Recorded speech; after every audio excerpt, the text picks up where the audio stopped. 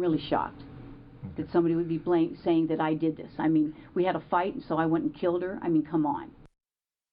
It's a story that made national headlines. A Los Angeles police detective found guilty of murder. Eyewitness News covered this case extensively. Stephanie Lazarus was convicted in 2012 of killing her ex-lover's wife in 1986.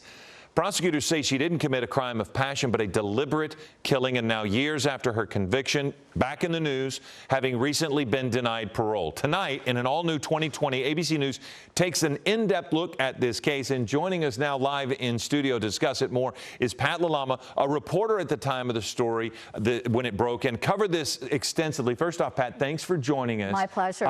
Why is this interesting to people still after so many years? Because it's unbelievable. I mean, it's that simple.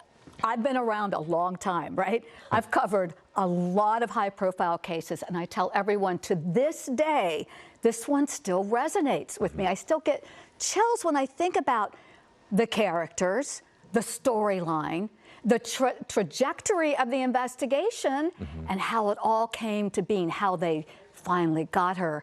And it was just a complete shock to everyone. The last person you're thinking as a crime reporter is, oh, it's going to end up being an elite LAPD detective. But, I mean, think about it, Philip. You know the story. They start with, oh, it's 1986, and it seems like a burglary gone wrong. Okay. Even though it was suspicious that it was happening, it happened in a gated high-end community in Van Nuys. Even the detectives were like, okay, well, that's odd. But they were convinced that it was a burglary gone wrong. And then 2 months later, when a similar case happened, that was it. They closed, that's it. It's kind of like confirmational bias at that point. Yes. And you know, look, we have to trust the instincts. They were veteran detectives, and they truly believed that this is what happened. But lo and behold, a few years later, when DNA was really just getting hot. Beyond a few years. Yeah, I mean, this is like from 1986 to 2001, give or take, when it began. Exactly. So the cold case, so now the government's giving all kinds of money to go back and look at some cases where we can use this new DNA technology.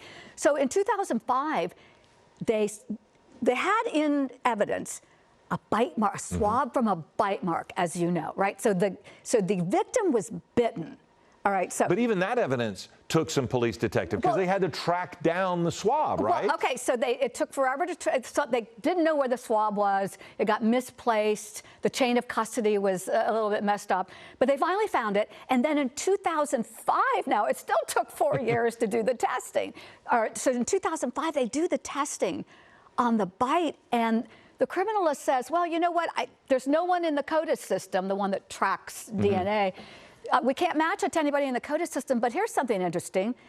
It's a female bite mark.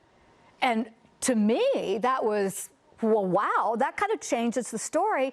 But the detective said, well, it could be a tag team, man and woman, and, you know, the woman. So they could not change the narrative. And it was another member of the cold case who went, wait a minute, let's look at this. And then different cold case. Right, and then they start tracking. They had to follow her quickly. We've only got a minute. Okay.